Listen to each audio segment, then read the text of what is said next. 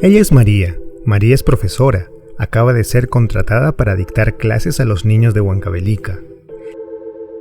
Él es Juan. Juan es psicólogo. Trabaja el tema de violencia de género en comunidades rurales. Y él es Pedro. Pedro estudia en Lima. Siente mucha admiración por la gran diversidad que tiene su país y ha decidido conocer el verdadero Perú. El primer día de clases, María entra al aula muy emocionada. Hola niños, ¿cómo están? Mi nombre es María y tengo 23 años. Yo seré su profesora este año y vamos a empezar a presentarnos. ¿Tú cómo te llamas? Ima tamnin, ñuqapas manami yachanichu. Luego de presentarse Juan con el alcalde, acuerdan reunir a toda la gente de la comunidad para dar una charla sobre violencia de género.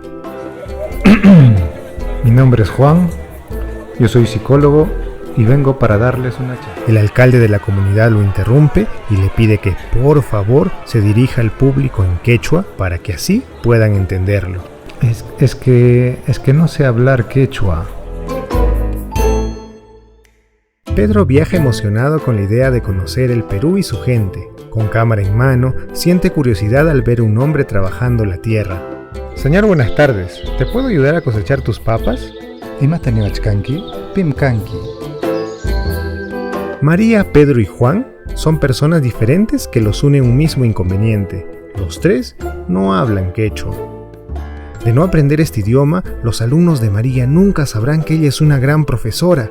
Juan corre el riesgo de que su puesto de trabajo lo ocupe alguien que sí pueda comunicarse con la comunidad. Y Pedro nunca podrá conocer realmente el Perú.